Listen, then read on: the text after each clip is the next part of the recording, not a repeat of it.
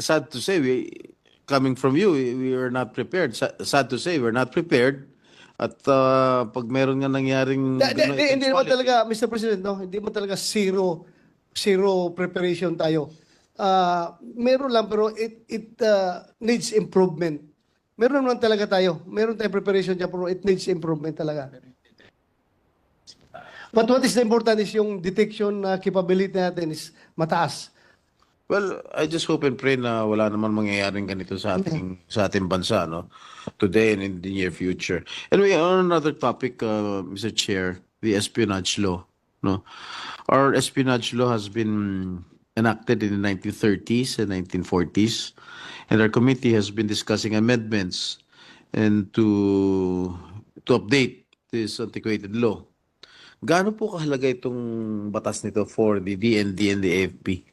Sobrang mahalaga, Mr. President. Kasi lumabas lang itong espionage law dahil sa kaso nila Alice Go.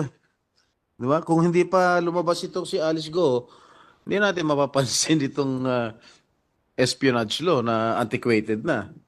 Am I correct? Correct, Mr. President. Dahil because of these Chinese nationals taking advantage of our country. Anyway, may we take this opportunity to ask the defense establishment to submit their inputs as soon as possible para maayos na natin itong espionage law. Kung talaga napaka-importante po para sa ating bansa, Yes, Mr. President. kasi the problem is our committee has been is already in receipt of a lot of position papers from different agencies, pero yung AFP at yung DND wala pa akong sinasubmit na position papers sa aming committee. We will submit, Mr. President. At least yung hindi, 1 liter pa lang napadala mo, Mr. President. Sa akin kahapon, yung PNP, 3 liters na talaga. Wala pa, magsasubmit daw Monday. Monday, magsasubmit yung PNP sa requirement ko. So, ngayon, magsasubmit daw sa'yo. Kailan? Sana para before Itatak we... mo daw. Monday? Inanak namin ni Secretary. Monday, Mr. President. Monday. Anyway, would you agree that had we already amended the espionage law, we could have easily prosecuted Alice Go and her. I agree, Mr. President. It was an eye-opener na talagang kailangan natin i-amend yung espionage law. So, ibig sabihin, kung hindi pa lumutang itong inchik na ito, nakalimutan na natin itong espionage law. Yes, Mr. President. Anyway, have you verified the claim of the detained Chinese national that Alice Go is a spy for China? She's a spy, but very she's part of the United States. Definitely, Mr. President, he is a member of the United Front Work. So, hindi, Alice Go? yung handler niya, The handler, yes, Chinese, yes. most likely, a member of the United Front Group. I agree. It's part of Because participation in the cybercrime syndicate is part of the UFW work.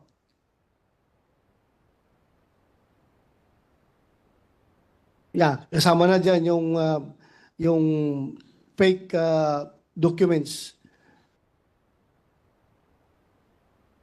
All right. On another topic, Mr. Chair, with regard to the V. Luna Hospital. Mr. President, does the AFP Medical Center or the V. Luna Hospital only provide medical care to AFP personnel or to civilians as well?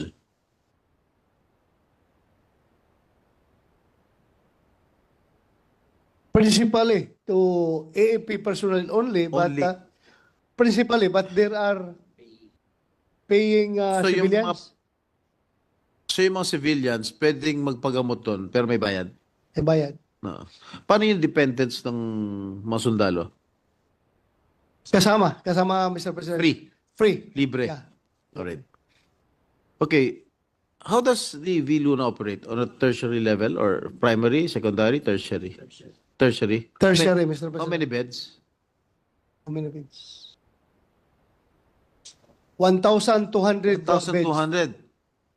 Oh, more than tertiary pala yun. Anyway, comparing it with other tertiary government hospitals, like for example, Lung Center, Heart Center, which are operating under a tertiary government hospital, how does the facilities of the hospital compare to other hospitals which I mentioned?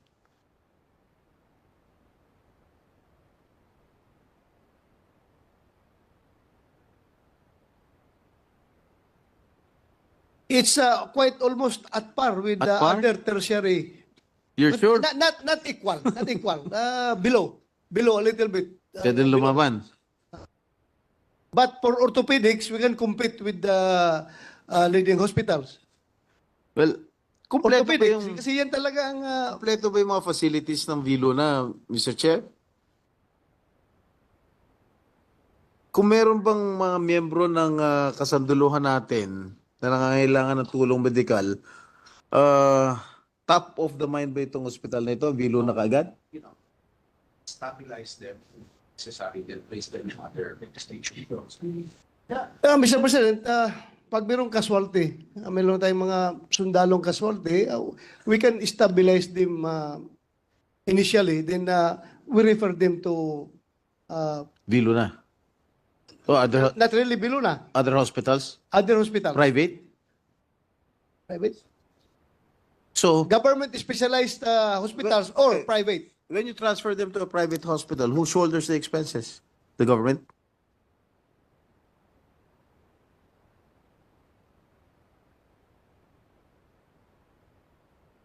Yes, Mr. President, In a private hospital, the our government will forces, shoulder the expenses? funds for that.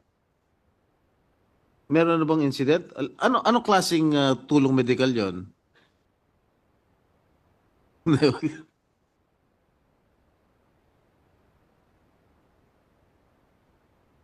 Kunwari, inatake sa puso, wag naman. Inatake sa puso. I-refund daw, Mr. President. Marirefund kahit na cancer. Nare-refund ng Biluna. They will?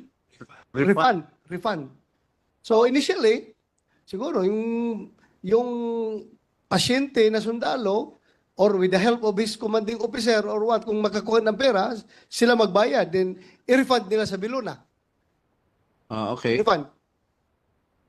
So may we know the income generated in the hospital for fiscal year 2023? And its projected revenue for this year? And for the next year?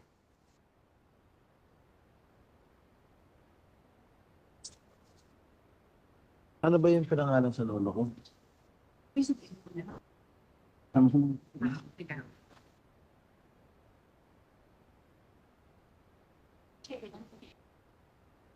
Around 100 million a year is the income generation from Biluna, Mr. President.